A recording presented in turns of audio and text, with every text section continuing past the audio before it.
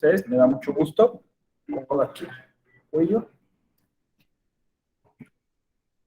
Vamos a iniciar esta clase que hoy tiene por título Aspectos filosóficos del pensamiento crítico. Aspectos filosóficos. Bueno, pues seguimos con este mismo método, ¿no? Que es constructivo, que es colaborativo y que va utilizando mucho las intuiciones para poder construir, pues, en esta clase algunos conceptos, algún mapa mental que nos pueda servir, que nos pueda ayudar para desahogar el tema de hoy. Ok, bueno.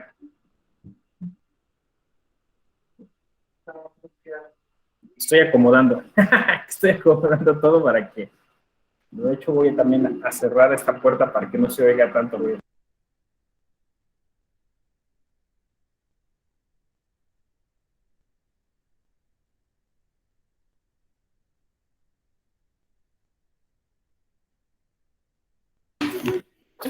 Ahora la luz y listo.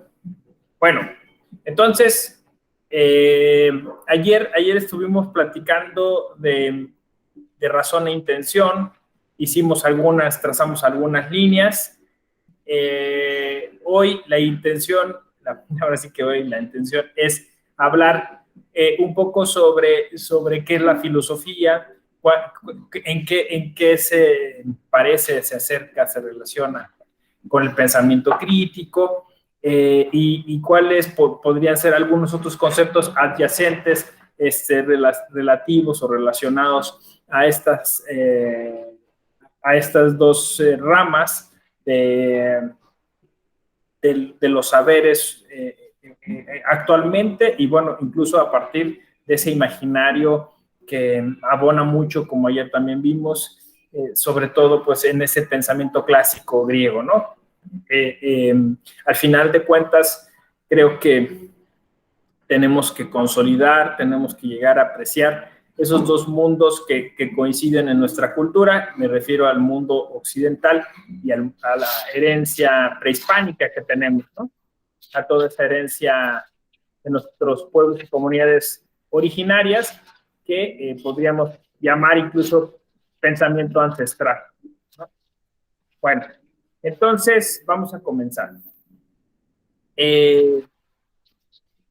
Justo en este programa de radio que ayer les mencioné, que se llama Berlineses, se mencionaba que la filosofía se estaba agotando, ¿no? O sea, que estaba viendo como una especie de crisis, ¿no?, sobre la filosofía. Claro, pasa lo mismo que como con otros conceptos que también han entrado en crisis, que se pueden resignificar. O sea, que hay siempre la opción de poder dotarlos de otro contenido distinto, aunque se sigan llamando igual, ¿no? Entonces, puede ser que la filosofía haya perdido su sentido, y entonces nos encontremos frente a una especie de vaciamiento, como lo llaman algunos filósofos, y quizá entonces tendríamos que redireccionar. O sea, lo voy a decir en un eslogan que pueda resultar mucho más fácil de decir, que es: la filosofía dejó de ser filosofía. Entonces, si voy a citar a una filósofa que yo he leído y que aprecio mucho, que es Chakrabarti, que habla sobre esta filosofía de la calle, esta filosofía cotidiana, coloquial. Y pues el problema que sucede es que la filosofía se había encerrado como en un núcleo muy elitista, en un núcleo donde parecía que se manejaba un lenguaje complejo o un lenguaje muy técnico y que entonces no todo el mundo podría hacer filosofía, sino que básicamente los filósofos y las filósofas se designaban a sí mismos como tales y entonces parecía que pues, se había generado una especie de coto o de espacio estrecho en el que se podía desarrollar la filosofía, ¿no? Algunas de las causas por las que esta cuestión surgió, muy posiblemente es por ese duelo, ese enfrentamiento que la filosofía tiene constantemente con la ciencia. Pero también la ciencia entró en crisis y también el concepto de ciencia se está resignificando, ¿no? Uno podría decir que se podría hacer filosofía de la ciencia y a partir de esos conceptos podríamos empezar a pensar que es posible que de alguna forma esta generación y todo lo que llamamos posmodernidad signifique de alguna forma un volver a los orígenes, un reconectar con cosas, no sé si, pero o sea, como generación ustedes piénsenlo, por eso digo que el método aquí es como mapa mental, ¿no? Lluvia de ideas, todo eso nos sirve, ¿no? Entonces, ustedes piensen a los foros que han asistido, a las cosas que han leído, a lo que incluso se escucha en la televisión, ¿no? Entonces, esta generación se entiende como posmoderna y la discusión de filósofos como Lyotard, como Paul Ricoeur, ¿no? Como Levinas, que han discutido este término posmoderno, asociándolo pues, justo con una especie de ruptura, de cambio de paradigma, ¿no? Entonces, toda esta gramática nos ha colocado, al menos de manera epistemológica, en otro espacio, ¿no? En otro contexto distinto al que los modernos tenían, ¿no? Ahora, la modernidad es muy difícil de desarmar, ¿no? Es muy difícil de desarmar porque está diseñada para no ser desarmada.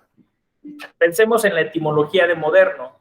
Moderno significa modus, ¿no? O sea, decir, el modo en el que se hacen las cosas. Entonces, el modo siempre se actualiza. Entonces, la modernidad siempre sería actual. Entonces, sería tan moderno que hoy Juan Adolfo decidiera salir de alpargatas y pantalones bombachos, porque eso es lo que usaba Cortés, ¿no? Y Cortés era un hombre moderno. Pero claro, cuando decimos qué edificio tan moderno el que hicieron en Santa Fe, también es correcto, ¿no? Entonces, la modernidad es tan pegajosa, tan intrusiva, que es difícil quitársela de encima. El mismo Ricoeur ha afirmado que posmodernidad en realidad es la exacerbación de la modernidad. O sea, lo que hemos llegado es a radicalizar aquello que la modernidad tenía como principios o como fundamentos. Y ahí es donde empezamos con el pensamiento crítico, me parece, ¿no? O sea, cuando empezamos ya los posmodernos, al notar o al evidenciar esta radicalización de esos elementos, ya estamos haciendo crítica. O sea, ya somos posmodernos. Ahí está como lo paradójico, ahí está como el dilema, ¿no? A ver, yo digo uno, a ver si a ustedes se les ocurre otro, ¿no? A mí me parece que la modernidad apostó mucho a la apariencia, a la simulación, al discurso, ¿no? De eso es de lo que algunos posmodernos se quejan, ¿no? Pienso, no sé, incluso en liberales como Francis Fukuyama, que le llama esto el fin de la historia. Vean ese título, el fin de la historia. ¿Cómo es posible? La historia no se puede terminar, ¿no? En cuanto haya cultura, en cuanto haya humanidad, habría historia. No, es un título provocador porque lo que Fukuyama dice es que, de alguna manera, la historia con H minúscula, con H mayúscula, y toda una discusión. O sea, la historia como un saber, la historia como una disciplina, se acabó. ¿Por qué? Porque quizá muchos pueblos, muchas culturas tuvieron hechos históricos, o sea, tuvieron momentos emblemáticos que los pusieron en una crónica, que los exaltaron en algún himno, ¿no? Eso ha sucedido con todas las culturas. Pero fueron los modernos los que dijeron, nos vamos a apropiar de la historia. O sea, vamos a hacer que esos hechos históricos tengan un sentido. ¿Se acuerdan de ayer de razón e intención, no? Le dieron una intención a esos hechos históricos. Y entonces empezaron a perfilar, de ahí sale todo, fíjense, o sea, digamos, del descubrimiento, del nacimiento de la historia, ¿no? Así le podríamos llamar. Entonces, de ahí surge todo, ¿por qué? Porque dices, claro, nosotros podemos apropiarnos de ese discurso, de la historia, y decir lo que nos conviene para empezar a diseñar un futuro como nos convenga. Entonces, claro, esos personajes del siglo XVI, del siglo XVII, empezaron a seleccionar cosas como, a mí me conviene más asociarme a Sócrates que a los sofistas, por ejemplo, ¿no?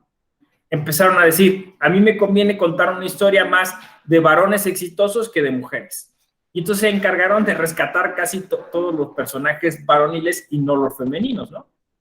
Y entonces, pues empezaron a construir una historia que les acomodaba.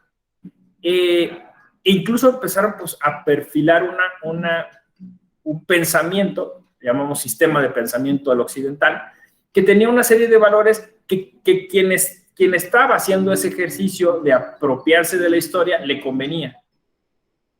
Y entonces, pues, hicieron, literalmente crearon una línea de tiempo, ¿no? Así como hacen en los museos. O sea, tú vas a un museo y dice, línea del tiempo, ¿no? La exposición que va a haber aquí tiene piezas arqueológicas del 500 antes de Cristo al 200 de tal fecha, ¿no? Y luego te van marcando, ¿no? En este periodo el emperador mexica tal o el emperador inca o no sé qué, y te van seleccionando, ¿no? Entonces te hacen una línea de tiempo con un sentido, o sea, para explicar lo que llaman la instalación, ¿no? O la exposición, o lo que quieren resaltar. Por eso las exposiciones luego tienen nombres, ¿no? O sea, por ejemplo, no sé, México en tiempos del cacao, ¿no? Entonces lo que quieren resaltar es eso, ¿no? O sea, es decir, que tú te des cuenta que en México de alguna forma nació el cultivo del cacao, ¿no? Muchas otras cosas pasaron en ese momento, pero para los fines de esa exposición eso es lo que importa, ¿no? Un amigo, Ricardo Marcelo Fonseca, que es un historiador del derecho brasileño, que ahora es rector de la Universidad del Paraná, él dice, usaba otra alegoría para explicar esto, ¿no? Él decía que había una serie en sus tiempos que se llamaba Viajes en el Tiempo, ¿no? Y esta serie, dice que era, pues se subían a una máquina del tiempo y viajaba, ¿no? Pero esta máquina no era programada, sino como que pues, de repente iba así, o sea, llegando a lugares distintos, o sea, no era controlada por los operadores de la máquina, y él le llamaba la atención que curiosamente siempre llegaban a un evento políticamente relevante, ¿no? O sea, no sé, la coronación de Napoleón, la Revolución Francesa, ¿no? Entonces él decía, claro, para efectos de esa narrativa, de esa serie, pues resulta interesante escoger esos hechos históricos, ¿no? Pero a quien hace historia o a una cultura o una sociedad, pues es muy importante esto, ¿no? Porque entonces si tú escoges ciertos elementos, obviamente tu presente y tu futuro van a tener esas características. Entonces, la modernidad construyó una especie de explicación, de modelo, como le convenía, ¿no? Y cómo le convenía, pues ese es donde empieza todo, ¿no? O sea, entonces por eso yo dije, se basó en apariencia, se basó en simulación, se basó en el discurso, ¿no? O sea, lo que trató de construir es un sistema de pensamiento. La modernidad quiso construir un sistema de pensamiento y ese sistema de pensamiento debía de ser homogeneizador, homogeneizante. O sea, es decir, la aspiración que tenían los modernos es que al final todos pensáramos igual. ¿Cómo? Pero, o sea, eso para nosotros hoy suena abusivo, suena intrusivo, suena violento, ¿no? Pues en algún momento ese era el objetivo principal, que todos pensaran igual, porque creían que de ese modo las cosas serían más sencillas, ¿no? Que de alguna forma, haciendo tremenda síntesis, la gente sería más feliz porque entonces no tendría desentendidos, ¿no? Pero, claro, aquí ¿cuál es el tema? Que para hacer eso tienes que concentrar el poder, para eso tienes que crear una cosa que se llama Estado, para eso tienes que monopolizar la creación del derecho y tienes que monopolizar a las instituciones, ¿no? Pues básicamente les estoy contando brevemente la historia de la modernidad, como la radiografía, no sé, un Michel Foucault, o la está radiografiando ahora un Rancière, ¿no? Que son justo filósofos que se consideran postmodernos. Entonces, al hacer como esta dialéctica de eso era la modernidad, esa era la historia de la historia, pues por eso Fukuyama dice, eso terminó porque ese relato se liberó, o sea, acabó esa historia y entonces empezaron las historias. O sea, pero esto es muy bonito porque de alguna forma, al liberarnos, al ser posmodernos, al emanciparnos, lo que está sucediendo es que estamos en posibilidad de literalmente de empezar a construir nuestro futuro, ¿no? Esto se dice en otra expresión o en otro concepto que usan algunos pensadores. Cito uno, Jacques Attali, no sé si ayer lo cité también, pero Attali llama esto historia del futuro, ¿no? O sea, así como un día empezó la historia, también empezó un día la historia del futuro.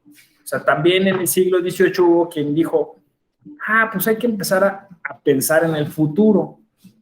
Claro, no es que antes no hubieran pensado en el futuro, solo que ahora se querían apropiar de él, querían diseñarlo, querían formularlo, ¿no? Y en algún momento esto que debía ser como una tarea de la filosofía, se pasó a la cultura popular incluso, ¿no? Y se convirtió en ciencia ficción. Fíjense el término, ciencia ficción, ¿no? O sea, es bien interesante porque lo que hemos descubierto ahora los posmodernos es que, claro, hay cosas que son científicas, basadas en el método científico cartesiano, comtiano, todo esto, pero, ojo, hay cosas que se llaman ciencia y que no necesariamente son ciencia, como la ciencia ficción, pero que pueden ser muy útiles para hablar del futuro, ¿no? Bueno, básicamente, en resumen, lo que estoy diciendo es que, de alguna forma, ¿no?, estamos haciendo una dialéctica constante con esa etapa, con esa época, con esas formulaciones, las cuales nos llevaron a este punto concreto de la historia en la que nos encontramos, ¿no? Es decir, a un punto concreto en el que volvemos a darnos cuenta que algo se está terminando y que algo está comenzando, ¿no? Ayer una amiga, Erika Landeros, de la UNAM, citaba a Hölderlin, que decía que justo eso, ¿no? O sea, somos la generación intermedia, ¿no? Entre el fin de unos dioses y el surgimiento de otros, ¿no? Aunque nosotros, con la experiencia que tenemos, empecemos a ser más cautelosos. Justo ayer nos pasó a Norma y a mí, ¿no? O sea, decíamos, de construcción. O sea, es una deidad que surgió en algún momento, ¿no? Pero justo porque somos cautelosos, empezamos a decir, bueno, es una deidad, pero ojo, ¿no? O sea, no es la panacea, no lo es todo, no sé. O sea, somos así, ¿no? O sea, ese es, o sea, Y eso se ha vuelto también un punto de crítica, ¿no? O sea, somos quizá la sociedad del conocimiento efímero, del conocimiento volátil, ¿no? O sea, es decir, nos interesa, nos atrae una cosa y a los 5 minutos ya nos atrae otra cosa, ¿no? Ahora, ¿es eso una desventaja o la podemos volver un área de oportunidad? Yo creo que depende de nosotros, ¿no? Depende de nosotros porque de alguna manera, como estoy justamente sugiriendo, nuestra generación, al emancipar los conceptos, al considerar el fin de la historia, se está dando permiso, se está dando oportunidad de resignificarlos, de reconducirlos, de volverles a dar sentido, de pensar que se vuelve a los orígenes, ¿no? O sea, todas estas cuestiones que son propias de nuestra generación, ¿no? No sé si ayer en este diplomado o en otro, pero criticábamos, por ejemplo, el concepto de tolerancia, ¿no? Ya no nos es útil, ¿no? Le fue útil a una generación, a nosotros quizás nos es más útil empatía, por ejemplo, ¿no? Decíamos ayer. Y sin embargo, o sea, todavía tenemos esta tensión con ese pasado, esos fundamentos, ¿no? Con esos principios. Y aquí es donde viene entonces justo la clase de hoy, ¿no? Es decir, ¿qué papel debería de jugar la filosofía en todo eso, ¿no? Y aquí está bien interesante, porque entonces, ¿qué papel debería de jugar la filosofía? ¿Qué es la filosofía? O sea, a la par que vamos respondiendo esa pregunta, ¿qué papel va fungiendo? Vamos respondiendo qué es la filosofía, ¿no? Porque si, por ejemplo, decimos, ¿qué papel debería jugar la filosofía? Que sean los filósofos que respondan a esta pregunta, nuestra respuesta es, el papel que debe jugar es el de volver a significar las cosas, a darle sentido, pero eso no necesariamente lo tienen que ser solo los que se dicen filósofos expertos o expertas, sino lo tendríamos que hacer todos. ¿Sí? Porque también es de nuestra generación justo esta idea de emancipar la filosofía. Emancipar la filosofía supone, como dice Charavati, devolverla a la gente. Literalmente, aunque sea tautológico, hablar de filosofía popular, porque la filosofía debiera ser popular, pero no lo es. O sea, bueno, pienso, no sé, ustedes se acordarán de Armando Hoyos, ¿no? El filósofo Armando Hoyos. Es la parodia de lo que era la filosofía. Sí, Norma, adelante. Muchas gracias, Ramón. Oye, José, es que estaba escuchándote y me vino a la mente y dije, no lo puedo dejar pasar, carajo. Como cuando Luigi Ferrajoli plantea la justicia restaurativa, ¿no? Y que en este tiempo se cuestiona mucho el hecho, por ejemplo, lo veíamos ayer, ¿no? También, cuando decíamos que si había o no posibilidades, o nos habíamos planteado el vivir sin gobierno, ¿no? Ahorita que dices la filosofía, ¿no? Como bien lo dice Esther Charavati, de la filosofía para las calles, pues, también el demos, ¿no? O sea, retomando el tema que nos ocupa, pues también en la democracia, ¿no? Tendría que estar en manos del pueblo, ¿no? Tendría que funcionar o ser, ¿no? Un proceso de las calles, de la ciudadanía, pero hay estas, ¿no? Diría yo, inercias, ¿no? Antañas, donde no se permite esta evolución. Y me vino a la mente Luigi Ferrajoli, ¿no? Cañón. O sea, cuando planteó, bueno, hasta Cesare Beccaria, ¿no? Que hablaba del perdón, mano. Estábamos en el siglo ¿qué? Y seguimos sin entender la importancia de sí, la práctica filosófica, pero también la práctica cotidiana, ¿no? Colaborativa, solidaria, colectiva, ¿no? Yo hoy hablo también de sororaria, ¿no? hay cantidad de cosas que debemos dejar atrás, como este individualismo, hasta en la práctica intelectual. Decía mi esposo, constantemente dice, es que son intelectuales de Sanborns, ¿no? Ahora de Starbucks, ¿no? Donde pues sí te sientas, ¿no? A filosofar, ¿no? A platicar, pero no hay acciones en calle, a pie, ¿no? O donde te paras, pues te alienas, ¿no? Y eso está cañón también, o sea, eso pues, no está abonando, ¿no? A la transformación que va de poco, ¿no? Gracias, gracias. Sí, así es, ¿no?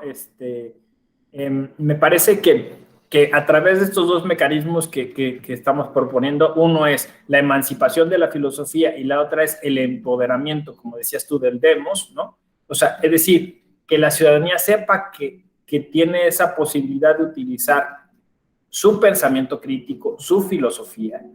O sea, es más, o sea, que puede desarrollar o sumarse a una corriente filosófica, como se llama, y empezar desde ahí a generar un tipo de participación política, un tipo de expresión, ¿no? O sea, ayer lo decía yo en un diplomado, a propósito de estos temas de inclusión y de no discriminación, y les decía, es que la fórmula está en que las personas entiendan, no solo, o sea, esto que dice, es que las personas tienen que conocer sus derechos y exigirlos, ¿no? Sí, pero primero tienen que conocerse como personas para ver cuáles son los derechos que necesitan y cómo argumentar que necesitan esos derechos y tratarlos de situar en el contexto de lo social, ¿no? Del colectivo, porque si no, entonces se vuelve un asunto sumamente egoísta, ¿no? O sea, es decir, todo mundo pidiendo derechos. Y eso es lo que le conviene al Estado, ¿no? O sea, porque entonces todo el mundo está tan, vamos a decirlo así, ocupado en pedir derechos que no se preocupa de los demás. Y quizás no se da cuenta que a lo mejor lo que está pidiendo lo tiene el vecino de al lado y esa persona puede darle a alguien más algo que le sobra, ¿no? Es decir, no estamos viendo la fuerza que puede tener el colectivo. Entonces, ¿qué se necesita? Pues se necesita justamente eso, o sea, se necesita generar a través de un sistema educativo adecuado, a través de la didáctica, de la pedagogía, de la cultura cívica, todo lo que sea compartir conocimiento, tenemos que generar ese espacio que es de filosofía, o sea, es decir, es de argumentación, ¿no? O sea, los griegos le llamaban paideia. O sea, la democracia no funciona sin paideia. ¿Qué es la paideia? Pues es ese elemento, bueno, hoy lo podríamos traducir como cultura. Es ese elemento en el que todas y todos estamos preocupados por tener más o menos el mismo acceso a la cultura para podernos comunicar mejor. Entonces, básicamente es como dices, Norma, o sea, era salir a la calle, encontrarse con alguien y discutir algún tema en la palestra pública, ¿no? En la asamblea, ¿no? Eso pues, ahora solo lo tienen las comunidades indígenas, y entonces empezarlo a socializar para darle sentido, para darle un sentido colectivo, ¿no? Eso ahora podría quizá haber pasado a las redes sociales. El problema de las redes sociales es que las redes sociales no son netamente sociales, o sea, es decir, hay gente que está irrumpiendo ahí, tratando de llevar agua a su molino y teniendo intereses particulares. Entonces, lo que necesitamos son instrumentos filosóficos de pensamiento crítico que nos ayuden a discriminar la información, o sea, que nos ayuden a distinguir las fake news, que nos permitan, como dijiste tú, no caer en esos engaños de alienación, ¿no? O sea, entonces al final eres un esclavo de esas cadenas de odio, ¿no? En el que nadie sale beneficiado. Bueno, sí salen beneficiados los que están hasta arriba tratando de controlar todo eso, ¿no? Entonces, justo emancipar la filosofía sería empezarla a descubrir por todos lados, ¿no? Aunque sigue habiendo todavía una tendencia sumamente dogmática a decir, no, eso no es, o sea, filosofía solo nosotros, filosofía solo desde este centro donde se hace filosofía, ¿no? Filosofía desde esta torre de marfil.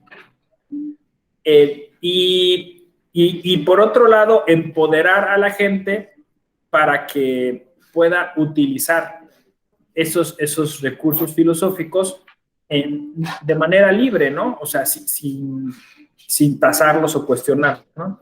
Entonces, esto supondría que tendríamos que empezar a dar más libertad a las distintas formas de comunicación y de expresión que existen, ¿no? Pero ahí es donde hace rato yo ya hablaba de tensión, ¿no? O sea, todavía hay gente que hoy dice, ay, qué horror, que citen una película o una serie de televisión o que hablen de un cómic o de un videojuego, ¿no? Porque eso está haciendo populachero el pensamiento, ¿no? No sé cómo está, lo está degradando, lo está vulgarizando, no sé, ¿no? Pues es que ahí hay un tipo de filosofía, ¿no? O sea, ahí en ciernes se está generando, o sea, por eso los norteamericanos le han entrado con todo a temas como Game of Thrones o House of Cards, ¿no? Y hay libros, hay congresos, hay coloquios, hay expertos en filosofía de Game of Thrones, filosofía en Harry Potter, porque claro, o sea, es un producto global que lleva un mensaje, ¿no? Y que debiera ser leído por nosotros, pero no, o sea, que todavía no le cuesta trabajo. Juan, adelante, Juan Adolfo. Gracias, doctor. Buenos días a todas, a todos. No, nada más como anécdota y comentario y sugerencia, pasados días tuve oportunidad de ir al Museo del Futuro. Está ahí sobre Reforma, al lado del Senado de la República. Es un edificio que rentaron para hacer este montaje. La verdad, fui por interés de mis hijas adolescentes, 18 años, y fue para mí una gran sorpresa, ¿eh? No les quiero espolear de qué se trata, en qué consiste, pero es una gran sorpresa porque sí representa otra forma de arte, de una cuestión ahora llena de informática, de programas, en fin. Vale la pena, es un recorrido de unas 2 horas, con un par de salas, creo que son cuatro salas de diferente temática, diferente cuestión, y que pues abona mucho a lo que ahorita, doctor, estás comentando, en el sentido de pues replantear, ¿no? Las cuestiones, en este caso, del arte, ¿eh? Vale la pena, dense hay una oportunidad el fin de semana. Un par de preguntas. No tenía idea y te lo agradezco mucho porque justo, además esa es mi línea de investigación este año en la Escuela Judicial Electoral, el derecho futuro, ¿no? Pero bueno, dos preguntitas. Una, ¿este museo es temporal o ya está de fijo? No, fíjate que no sé si es temporal porque está en un edificio que rentaron y acondicionaron las salas. Me imagino que va a durar bastante tiempo, no tiene una fecha de hasta cuándo. O sea, no es que va a estar como en las exposiciones de la Capilla Sixtina y esto que dura un mes y ya se va. No, tiene como un mes que se abrió, como a principios de abril, que se abrió. Puede hacer la reservación por internet, se compra el boleto de 200 pesos y tiene ya con eso la cita y es más fácil el acceso, o llegar ahí y se forma uno en taquilla y ya entra. Okay. Las dos sobre Reforma, al lado del Senado, no de Insurgentes, sino de la otra calle, no recuerdo el nombre, ahí en la esquina. MUFO son las siglas que ahí aparecen afuera. No tenía ni idea. Y la otra es un poco de todo, o sea, ¿es arte y es tecnología o es...? Exactamente, ¿sí? Ambas cosas. Hay una sala enfocada a la cuestión sensorial, hay otra sala enfocada mucho a la tecnología, hay obras de arte pero son obras de arte de programadores que se van a subastar en el metaverso. Ahí están expuestas, son pantallas, y pues sí, yo creo que sí, es arte. Y platicando un poco ahí con mis hijas adolescentes, pues ellas decían, es que esto es diferente porque no es un museo donde ve uno las cosas estáticas, donde llegas callado, ves la pintura, la escultura, lees la notita y tienes que apreciarlo, ¿no? Es una cuestión más interactiva, no es algo estático. Vale la pena. Está interesante, así como, o sea, como planteamiento, porque, claro, o sea, a mí me pasa cuando hablo de derecho futuro, porque, o sea, tiene varias posibilidades, ¿no? O sea, una es cómo será en el futuro el derecho, que es lo que, ¿no? O sea, cómo será un museo en el futuro, ¿no? Si podríamos ir desde ahorita como hipotizando o ensayando o jugando con esos elementos. Otra es todo esto que tiene que ver con el futuro mismo, ¿no? O sea, es decir, lo que pensamos será el futuro y entonces los avances tecnológicos y se utilizará la tecnología para algunas cuestiones, en este caso en el museo, en el caso mío del derecho, y resulta interesante, ¿no? Pero me agradezco el comentario porque me sirve mucho para entonces insistir en eso, ¿no? O sea, al final de cuentas, nuestra filosofía es una filosofía que está pensando en el futuro, ¿no?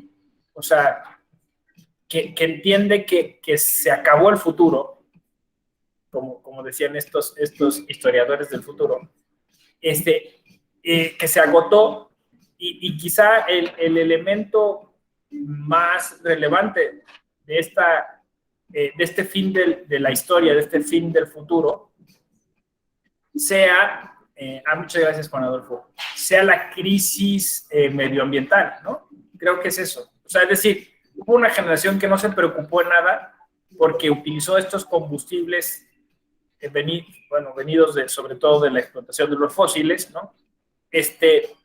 Y que creyó que, pues, no sé, a principios del siglo XX, que no había fin, ¿no? que todo iba para arriba y todo era mejorar y todo era, que es una parte de esta cuestión como de la modernidad, ¿no? Es una línea ascendente. O sea, siempre vamos hacia adelante y siempre supuestamente estamos mejor. Pero como decía Giambattista Vico, más bien la historia es una espiral. Unas cosas mejoran y otras empeoran. Entonces, esta ilusión moderna del avance que le llamaban civilización, que le llamaban desarrollo, ¿no? Que incluso está puesta en algunos emblemas, como en Brasil, ¿no? Orden y progreso.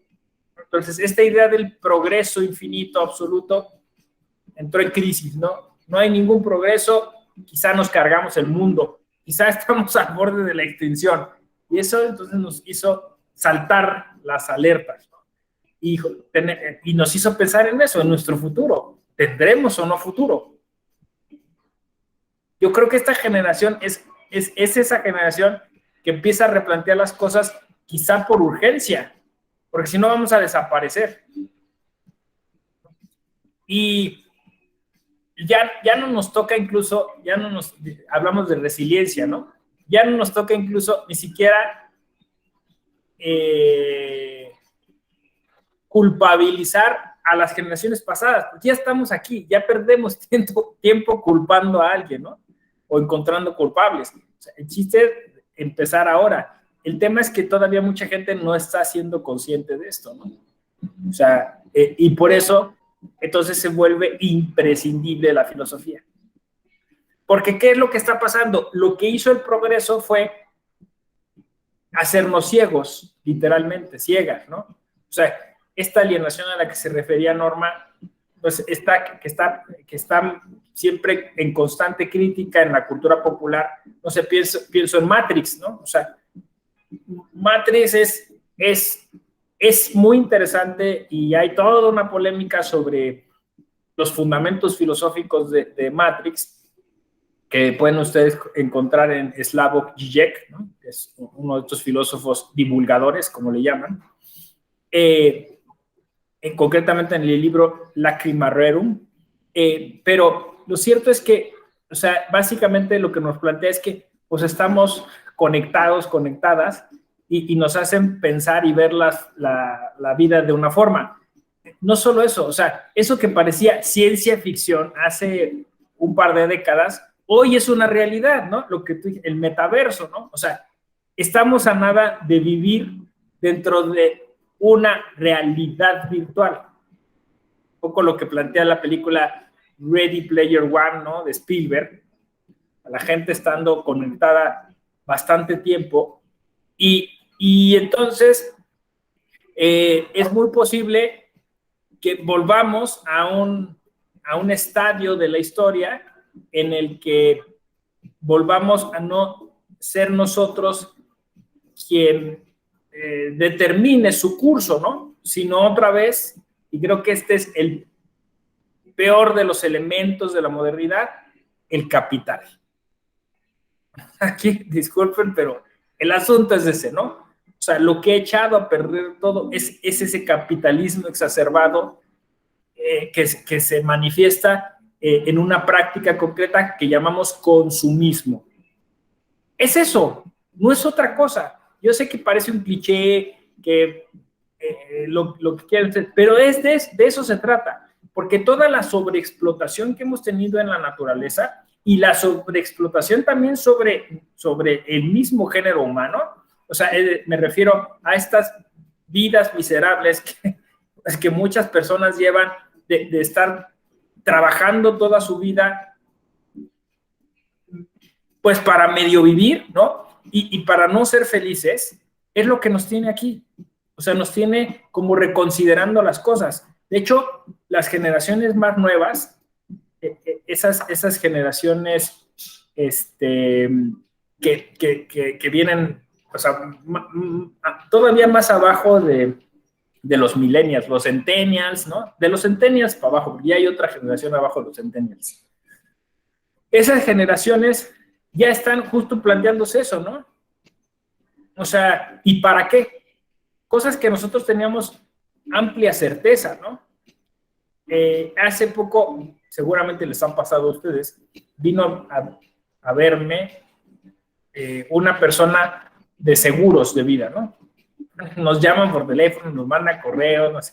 Pero bueno, por ahí apareció alguien de unos seguros y me decía, ¿no estaría usted interesado en comprar un seguro universitario, una cosa así, ¿no? Para sus hijos.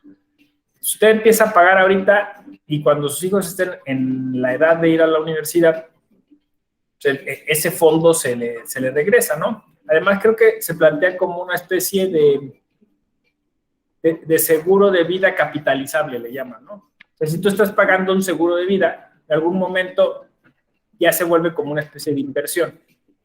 Entonces, y ya te regresa dinero. Y yo le decía a esta persona que yo no sé si mis hijos vayan a ir a la universidad, ¿no? Y se escandalizó, ¿no?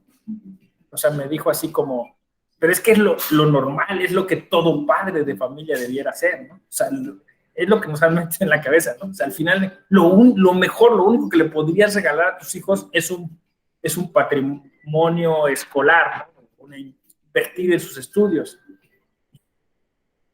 Y la universidad, ¿no? O sea, digo, a lo mejor no falta mucho, ¿no? Pero a lo que me refiero es que, y ya entonces te le cambian ahí el rollo, el asegurador dice, bueno, pero pues ¿para qué abra un negocio? O sea, el chiste es que inviertan, ¿no? Pero mi punto está en que, o sea, realmente las nuevas generaciones están buscando otros alicientes, porque, a ver, dicen, mi papá vive trabajando, ¿no? Y posiblemente a nuestra generación no le va a tocar ni siquiera jubilarse. No van a alcanzar los fondos para darnos nuestras pensiones, ¿no?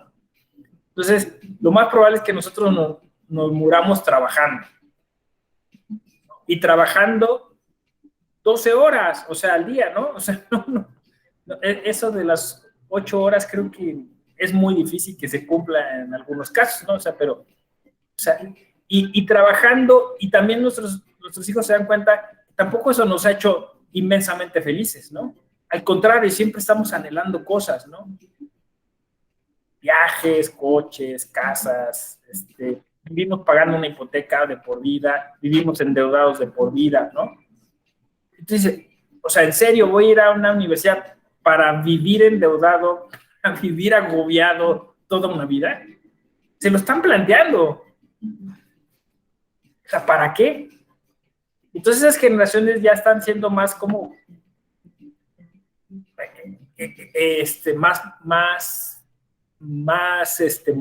móviles, ¿no? No sé cómo decir, más flexibles, ¿no? Entonces, eso para nosotros, yo veo que es como una especie de shock o de crisis, o no nos gusta, ¿no? O sea, tienes que conservar tu empleo, pero esas generaciones tienen empleo de 2, 3 meses, se mueven. Y para nosotros es que tienes que generar, ¿cómo le dicen? Experiencia laboral, tienes que quedarte ahí, ¿no? Y ellos luego en su mente es, me quedo ahí un año, me quedo de por vida. Porque lo vieron con nosotros, ¿no? Entonces se mueven, brincan, van, vienen, ¿no? Saltan de un lado a otro, en cuanto a hobbies, ¿no? O cosas que les gustan, ¿no? Y ahora es más fácil, ¿no? Porque en nuestros tiempos, bueno, pues querías estudiar guitarra, pues tenías que buscar un maestro o maestra que impartiera las clases en algún lado, ¿no? Pues ahora te metes a un tutorial o te inscribes a un curso en línea, ¿no? Es el futuro de la educación, es lo que dice Cynthia Clifford Luna de la UNESCO, ¿no? O sea, eso va a pasar. ¿Para qué voy a una universidad? Además, nos escuchan decir, yo fui a la universidad y de los 5 años que estuve ahí, lo único valioso fue lo que me dijeron, no sé, en síntesis en 6 meses, ¿no? O en un año máximo, ¿no? O sea, es decir, la universidad no necesariamente te capacita para el trabajo. Todo el mundo lo dice, ¿no? Tú vas a la universidad para aprender otras cosas, ¿no? Para socializar, para hacer pero no para aprender a trabajar, ¿no? Ni tampoco, aunque digan las universidades que tienen bolsas de trabajo, te garantiza que vas a obtener un trabajo al final, ¿no? Entonces, se está como disociando eso, ¿no? Entonces dice Cynthia Clifford Luna Clifford, creo que es al revés, que muy probablemente se va a atomizar el conocimiento, ¿no? O sea, es decir, ¿para qué estudio Derecho? Mejor estudio un curso de 2 o 3 meses sobre prácticas jurídicas, otro curso de 2 o 3 meses sobre servicios legales, no sé. O sea, es lo que ella ve que así va a ser, ¿no? Y que esos grupos, además, se van a abrir en función de los intereses de las personas. Entonces, puede ser que sea un grupo en servicios legales, en derecho electoral, o sea, algo muy preciso, muy concreto. Parece que incluso el fenómeno que está pasando con los diplomados en la Escuela Judicial Electoral es muy emblemático de eso, ¿no? O sea, la gente se está inscribiendo a estos cursos porque encuentra un conocimiento especializado, pero también encuentra como una sintonía y entonces se puede trabajar como una comunidad pequeña ese tipo de conocimiento, ¿no? Yo creo que ahí en todas estas lecturas hay algo que tenemos que empezar a aprender, una filosofía, es lo que quiere decir, una filosofía que tenemos que empezar a racionalizar para que entonces no nos agarren, como se dice, con los dedos en la puerta, ¿no? Sí, Alejandra, adelante.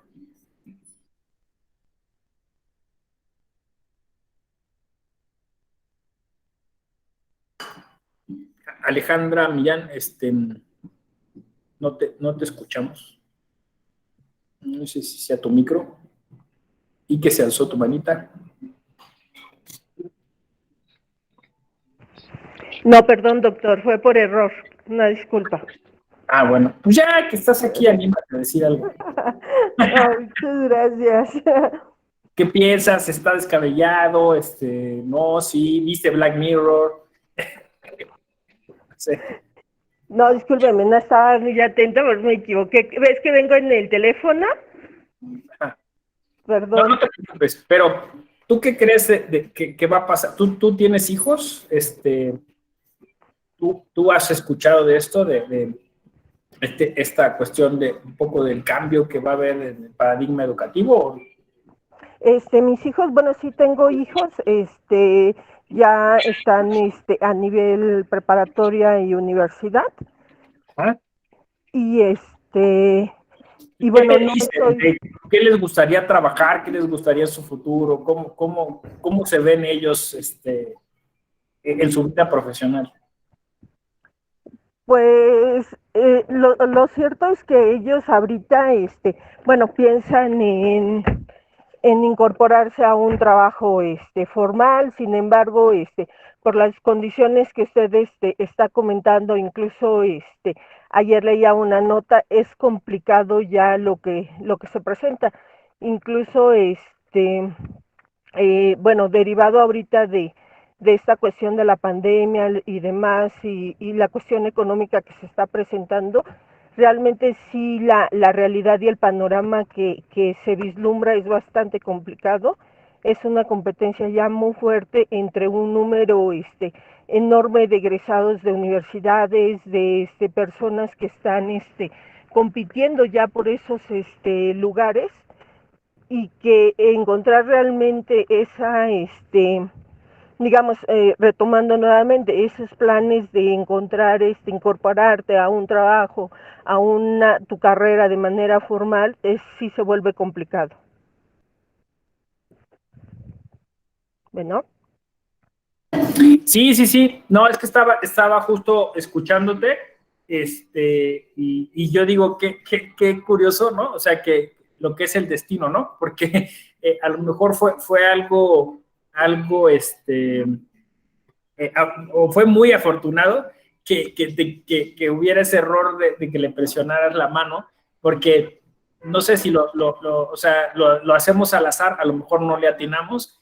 O sea, que tú tienes hijos en ese nivel de educación y ya nos puedes dar como un poco esa experiencia, ¿no? que estás comentando. Fíjate que es cierto, yo lo he contado en algunos foros. A mí soy parte de una red de pedagogía jurídica que encabezan dos queridos amigos en Chile, Francisca Elgueta y Eric Palma. Y entonces vamos a distintos congresos. También hay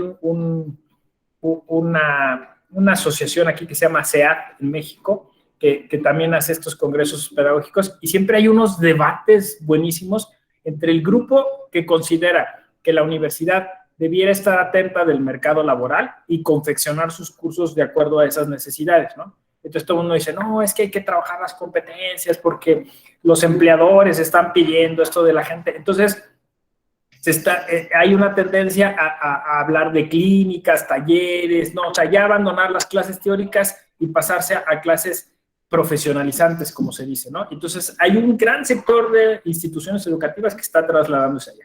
Pero el otro sector dice, no podemos, o sea, dejar atrás ese pensamiento universitario, que es pensamiento filosófico, científico, que es bueno en sí mismo, ¿no? Porque si entonces tú preparas a la gente solo para trabajar, no va a encontrar muchas respuestas a muchas cosas, ¿no? Y se va a volver básicamente como una inercia, ¿no? O sea, decir, vas a tener puros obreros, pero no vas a tener gente que pueda diseñar proyectos, que pueda hacer cosas. Entonces hay ese debate, ¿no?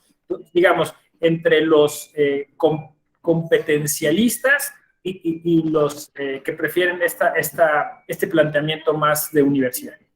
Yo siempre me pongo en medio y les digo, a ver, ambos, ¿no? ¿Y ustedes han pensado en qué va a suceder cuando todos estos muchachos, todas estas muchachas egresen? O sea, no importa que los preparen de una forma o que los preparen de la otra forma, ¿no?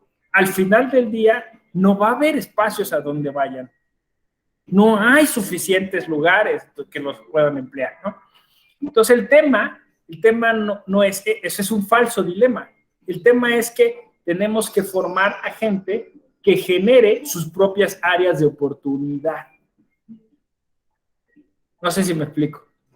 O sea, es decir, estamos generando empleados.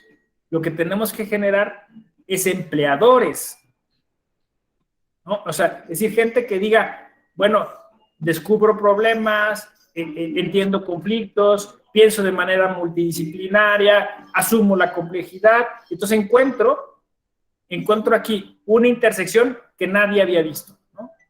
En la que me puedo meter y empezar a desarrollar mi propio trabajo, ¿no? O sea, es decir, en lo que me voy a ocupar. Pero curiosamente, para eso no está sirviendo hoy la universidad. Porque a lo mejor para atender un tema, por ejemplo, como el que mencionó Juan Adolfo, ¿no? De tecnología, y si tú quieres, estás estudiando algo desde el derecho, pues necesitarías entonces estudiar quizá 1 o 2 años de cosas jurídicas y 1 o 2 años de cuestiones tecnológicas. Y eso hoy la universidad no te lo ofrece. Algunas universidades están intentando hacer estas intersecciones, ¿no? Por ejemplo, en la UNAM, pues puedes ir a estudiar a filosofía o a ciencia política, un semestre o algo así, ¿no? Algunas universidades empezaron a hacer híbridos, me acuerdo del TEC de Monterrey, que le llamaban licenciado en Derecho y Economía, pero parece que no funcionó, ¿no? Entonces, parece que lo de Cintia Luna tiene sentido, ¿no? O sea, es decir, tú vas a escoger el conocimiento que te sirve y vas a empezar a armar o ensamblar un perfil que sea justo lo que tú buscas y vas a ahorrar tiempo. No sé si me explico. Yo creo que por ahí, pero para eso se requiere filosofía. O sea, para eso se requiere, quizá justo en la preparatoria, formar a nuestros jóvenes, porque además se están adelantando las cosas, ¿no? O sea, en unos casos se están adelantando, o sea, es decir, los jóvenes están madurando más rápido en unos aspectos y en otros nos estamos atrasando, porque los adultecentes, ¿no? O sea, hay personas de 30 o 40 años que todavía se comportan como adolescentes o viven con sus papás, ¿no? Y entonces hay una cosa rarísima en esta generación, ¿no? O sea, gente que ya debería de haber desarrollado su propio perfil profesional y no lo está haciendo, y gente pero que por otro lado ya desde muy joven está entrando en una vida adulta o problemas muy complejos. Hay una mezcla muy peculiar en estos tiempos. Antonio.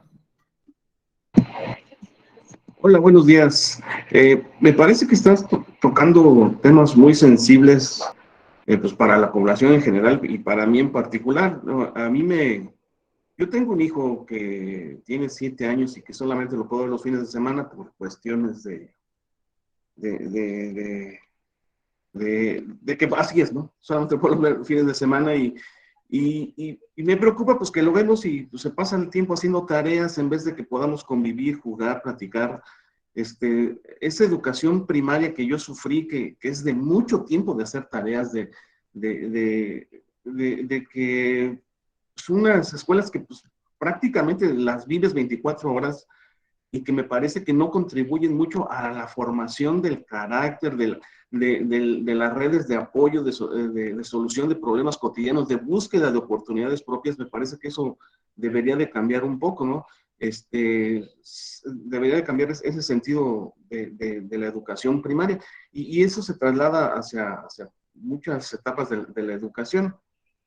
Me parece que cuando, al menos así fue mi caso, ¿no? Cuando tienes que tomar la decisión sobre qué carrera vas a estudiar, a qué te vas a dedicar el resto de tu vida, pues es una decisión que tomas en un momento, al menos me parece, así eran mis generaciones, en que todavía eres muy inmaduro. Tomas una decisión a los 15, 16, 17 años, cuando todavía tienes muchas cosas que explorar y que conocer de ti mismo, y tomas decisiones que son fundamentales para el resto de tu vida.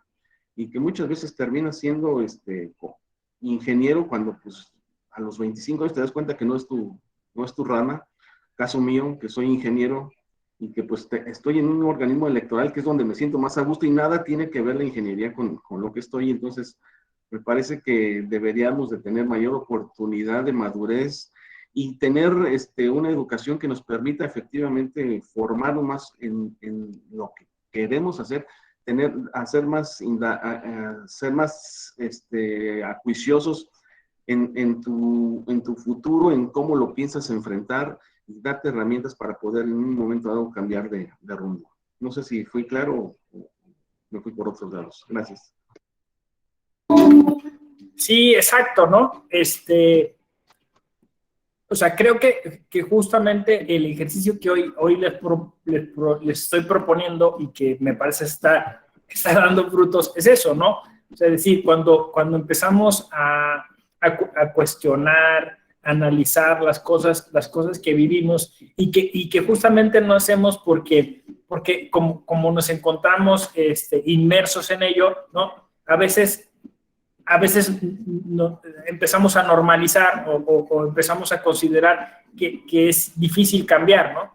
Y entonces cuando empezamos que es también un ejercicio de inteligencia emocional, ¿no? Porque empezamos a decir, esto no me cuadra, esto no me hace sentir bien, como dices tú con tu hijo, ¿no?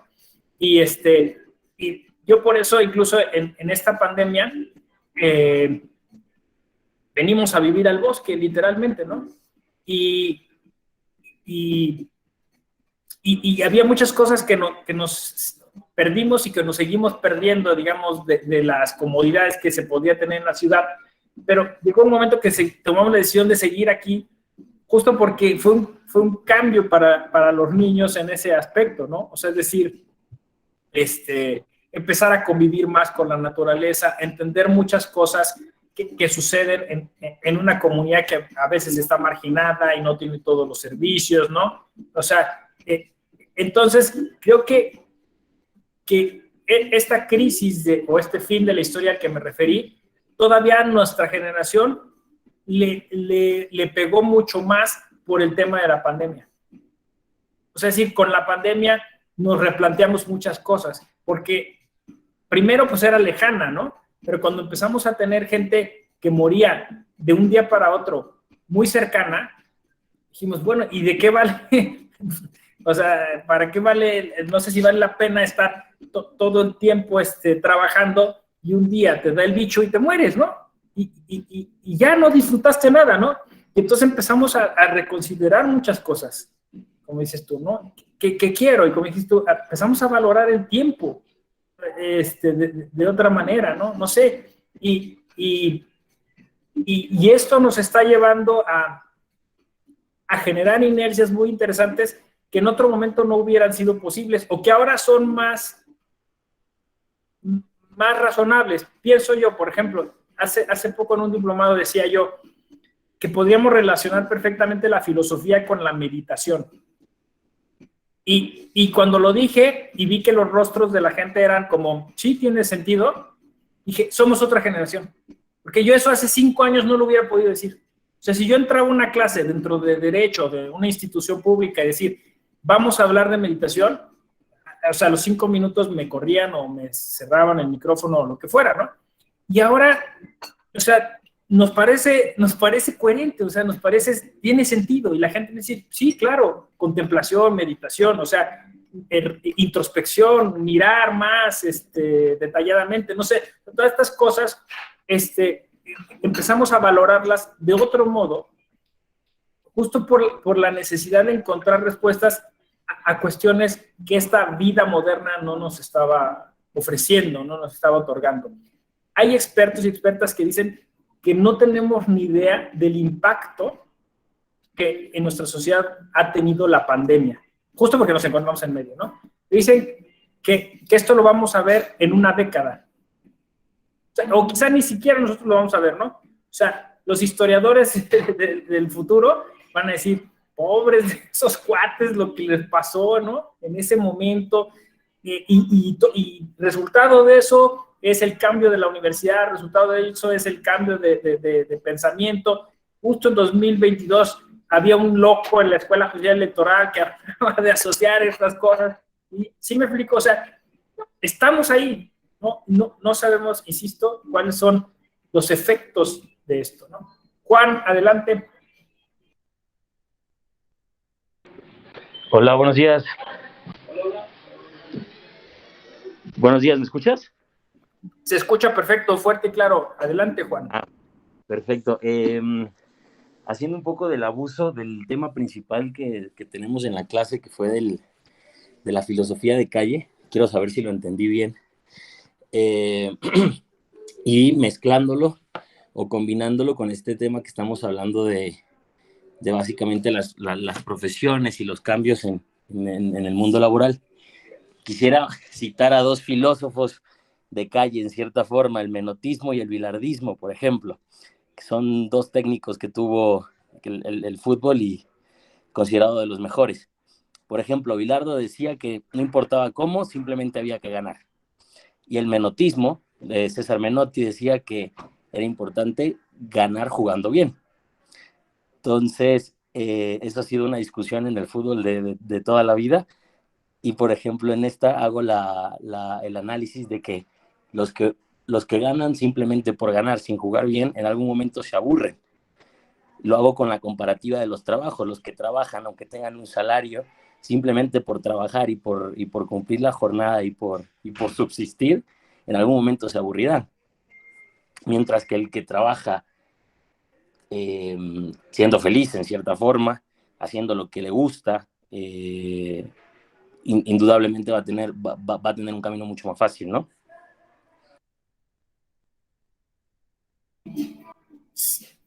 Así es, Juan. Sí, fíjate que justo esa intersección, filosofía del fútbol, ¿no? Es muy interesante como filosofía popular, como dices tú, filosofía de calle, y son de esas cosas que a veces la gente no toma en serio, pero a mí son las que más me interesan, justo las que parecen menos serias. Incluso el propio Luis Villoro ha entrado, ¿no? a esas discusiones. Tiene un libro que se llama El Dios Redondo. Y pienso también, hace poco hacían justo creo que era Villoro el que había convocado a un evento así que le llamaban fútbol, poesía, o poesía de fútbol, o algo así, ¿no? Iban a hacer una especie de combinación entre análisis literario y filosofía del fútbol. Y son de esas cosas que resultan interesantes como en tanto que son masivas, ¿no? En tanto que son virales, en tanto que, o sea, es un deporte que genera una pasión, a veces incluso, digamos, no tan positiva, justo por lo que pasó en Querétaro, ¿no? O sea, es decir, al final es un espacio de interés, ¿no? Y sobre el que mucha gente va performando su pensamiento, y entonces es importante que le entremos al tema, porque puede servir de pretexto, o sea, pre-texto, para el análisis de muchas cosas, ¿no? Pienso en una película que les recomiendo muchísimo, que se llama El secreto de sus ojos, que es una película argentina, ¿no? que ganó el Oscar a Mejor Película Extranjera, y que seguro les va a gustar, ¿no? Porque tiene muchos temas relativos a lo que estamos tocando, pero justamente tiene uno sobre fútbol, ¿no? Hay una escena emblemática en la que dicen que desde un helicóptero se hizo una cámara muy especial para filmar, ¿no? toda esta cuestión, y se refieren un poco a eso, a la pasión, ¿no? La película es argentina, pues imaginarán todo este tratamiento que tiene relativo al fútbol, y juegan mucho con la metáfora del mirar, ¿no? Del observar, ¿no? Y entonces, así como hay alguien que tiene una sola pasión, que era irle a un equipo de fútbol, y que así descubren al asesino, hay quien tiene una pasión por la justicia. Es hermosa película. Y justo habla de eso, ¿no? De perspectivas, habla de poner atención, de observar, de filosofar, de estar constantemente preguntándose sobre las cosas, de romper esas cuestiones inerciales, y como tú citaste a Menotti, a Bilardo, pues siempre buscar también, de alguna manera, o darnos oportunidad de hablar de la felicidad, ¿no? Es curioso, pero casi no se habla, ¿no? O sea, y cuando la democracia normalmente se debía haber cifrado en esos términos, ¿no? O sea, es decir, debía ser un móvil, un fin del Estado, pero siento que justo ese hiperracionalismo nos hizo abandonar esa posibilidad de estar hablando de felicidad, cuando la propia palabra filosofía encierra un poco de ello, ¿no? porque en su etimología más prístina y pura significa amor por la sabiduría. Y amor, como los mismos griegos lo definieron, pues lo definieron como una pasión, ¿no? O sea, como algo que te hace mover hacia un punto, hacia un objeto deseado y que te permite transformar tu vida, ¿no? Entonces, a veces, digamos, un tipo de nihilismo, un tipo de existencialismo muy presente en la propia, en el propio pensamiento moderno, que aunque le apostaba todo al progreso, de alguna manera generaba una especie de vacío constante. ¿Por qué? Porque el consumismo así es, ¿no? O sea, te ofrecen una cosa, la bolsa vacía de Aristóteles, ¿no? Tú llenas y en el momento en que la llenas se vuelve a vaciar, ¿no? Entonces, ya tienes el iPhone 7, ahora quieres el iPhone 8, ¿no? Y así funciona el consumismo. Entonces, eso no da felicidad, pero pues sí genera una cadena de cuestiones que favorece, obviamente, a quien produce estos aparatejos y le da muchos dividendos, ¿no? Entonces, me parece que hay que romper esas inercias en las que nosotros somos justamente objeto de consumo, porque nosotros somos objeto de consumo, nuestros datos sirven para venderse, pero nosotros también somos consumidores, ¿no? Una cosa tremenda. Juan Adolfo, adelante. Gracias, doctor. Fíjate que coincido en esta parte de la cuestión de la felicidad y en los sentimientos de la nación de José María Morelos, que quedaron plasmados en la conocida Constitución de Apatzingán, viene un apartado del derecho a la felicidad y son esbozos de lo que ahora llamamos como derechos humanos, pero él en su concepción los plasmó como aquellas libertades para poder alcanzar el derecho a la felicidad. La verdad está muy interesante poderlos leer, retomar de la Constitución de Apatzingán en el segundo apartado, después de lo que habla de la conformación del Estado y estos derechos que se le deben de otorgar a la ciudadanía. Y lo plasma así, como el derecho a la felicidad. Creo que habría que retomarlo. Y sí, Juan Adolfo, fíjate que es una historia interesante esa, ¿eh? Porque también, por ejemplo, la Constitución norteamericana consagraba ese derecho, y no se ha tocado mucho. Llama la atención que Morelos llamara a su documento Sentimientos de la Nación, o sea, es decir, apelando a una parte afectiva y no a una parte intelectual o racional, ¿no? Me parece que Morelos sin duda era un avanzado para su tiempo, ¿no? O sea, visualizó muchísimas cosas que hoy todavía tienen de alguna manera impacto, ¿no? Incluso pues él podría ser perfectamente el padre del poder judicial como hoy se concibe. Sin embargo, él pues sí lo pensaba como pues una especie de instrumento mucho más social, mucho más cercano a los pobres, a la gente marginada, ¿no? Y después en el camino pues perdió ese objetivo.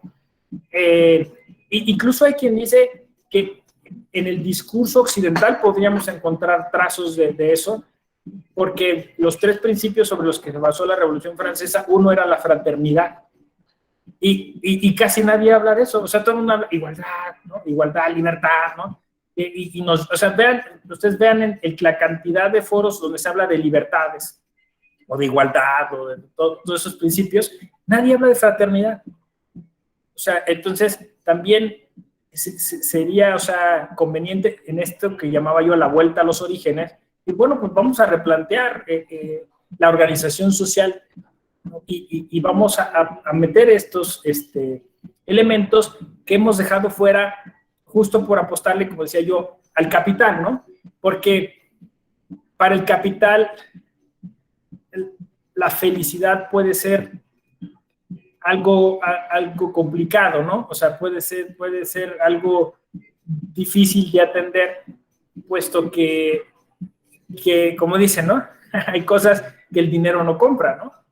Y entonces ahí es donde ya pues, empieza como justo a tambalearse ese sistema, ¿no? Entonces,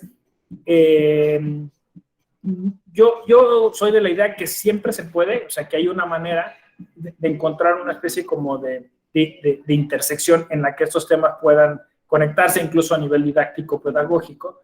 Entonces, creo que eventualmente pues, podemos encontrar cosas que nos interesan, cosas que nos apasionan y tomarlas de pretexto para desarrollar reflexiones mucho más profundas, ¿no? Entonces, yo constantemente estoy explorando esas áreas, como ustedes saben.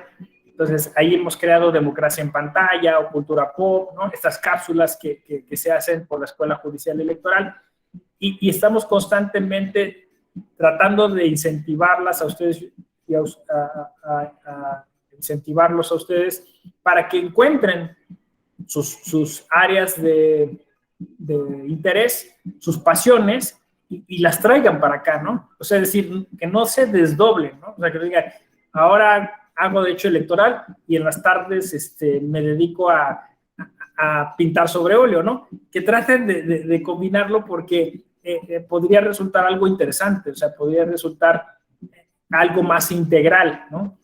Al final de cuentas. Porque, pues básicamente en todos lados estamos hablando de eso, ¿no? De sensibilizar a las personas, sobre todo los servidores públicos, de humanizarnos, de darle un perfil mucho más pro persona, y pues para ello necesitamos que las personas mismas pues entiendan qué significa la dimensión personal, ¿no? Y esa dimensión personal, pues aunque se pueda explicar, en realidad lo que se tiene que hacer es vivir, o sea, se tiene que experimentar, ¿no? O sea, es decir, yo no puedo decirles cómo ser personas, o sea, tienen que ser personas, ¿no? Por eso, de hecho, la expresión es ser humano, o sea, no es humano ya, es ser humano, ¿no? O sea, es decir, es algo que es activo, ¿no? Que no es estático.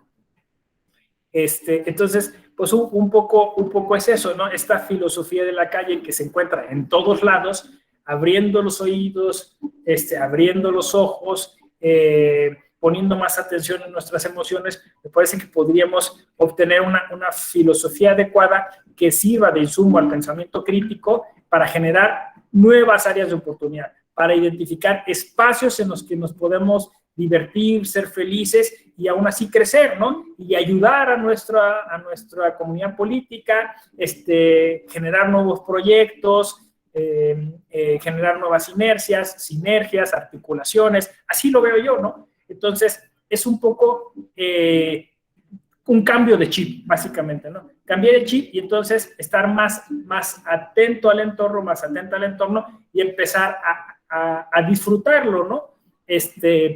A encontrarle otro sentido, es más, a imprimirle un sentido, porque si el sentido se lo está poniendo alguien más, pues quizá eso es lo que nos está generando esa infelicidad, ¿no?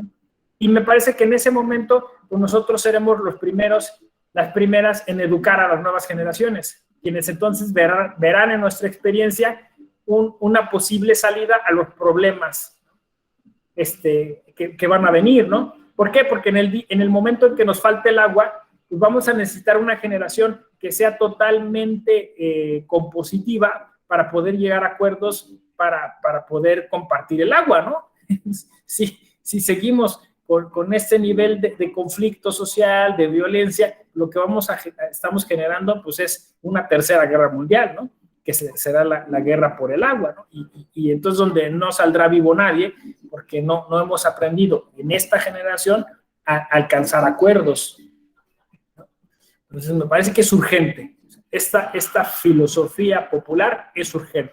Es urgente la emancipación de la filosofía, es urgente empoderar a la gente en estas cuestiones de pensamiento crítico y de filosofía.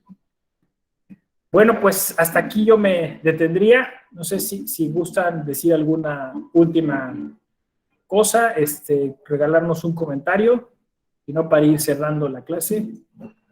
¿Todo bien? ¿Sí?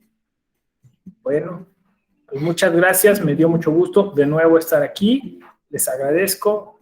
Gracias Norma, gracias Yareli, gracias Mari, gracias Juan Adolfo, gracias Antonio, gracias Juan, Alejandra, que también nos regaló un comentario. Cuídense mucho, bonita jornada. Nos vemos a la próxima. Igual nos escribimos por redes sociales. Gracias.